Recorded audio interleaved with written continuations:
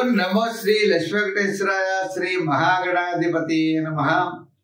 దేవం వందే జలధి శరదిం దేవతా సార్వభౌమం వ్యాసపృష్ఠ భువన విదిత యస్య వాహాది వాహాః. ప్రేక్షకులు నమస్కారాలు తెలియజేస్తూ మనం ఈ వారం రాశి ఫలాలు తెలుసుకుందాం. 27/7/2025 నుంచి 2/8/2025 వరకు ఉన్న గ్రహాల యొక్క పరిస్థితులు అనుసరించి మనం రాశి ఫలాలు తెలుసుకుందాం.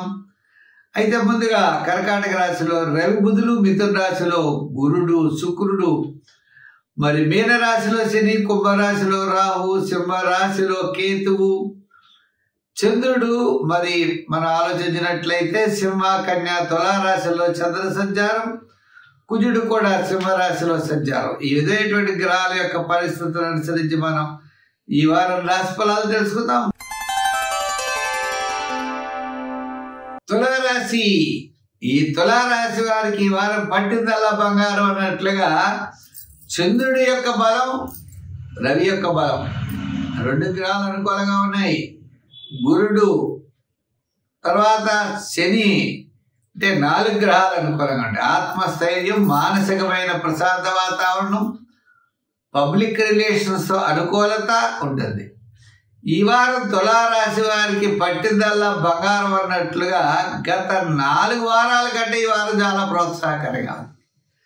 వార ప్రారంభంలో కార్యజయం, ధనలాభం, వారం మధ్యలో అకాల భోజనము, శ్రమ, వారాంతం సర్వత్రా విజయాన్ని సాధించగలుగుతారు.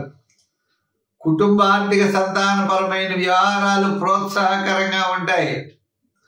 బంధుమిత్రుల యొక్క సహాయ సహకారాలు ఉంటాయి. నూతనమైనటువంటి ప్రయత్నాలు లాభిస్తాయి. ఉద్యోగపరమైనటువంటి ఇబ్బందులు తగ్గుతాయి. నిరుద్యోగులకు అవకాశాలు లభిస్తాయి. దూర ప్రాంతాల నుండి శుభవార్తలు అందుకుంటారు. ప్రతి పని మీద కూడా శ్రద్ధ పెరుగుతుంది. కాస్త గౌరవ మర్యాదలు పెరుగుతాయి. మీరు చేసేటువంటి వృత్తి, ఉద్యోగ వ్యవహారాదుల్లో అనుకూలమైన వాతావరణం కనబడుతోంది.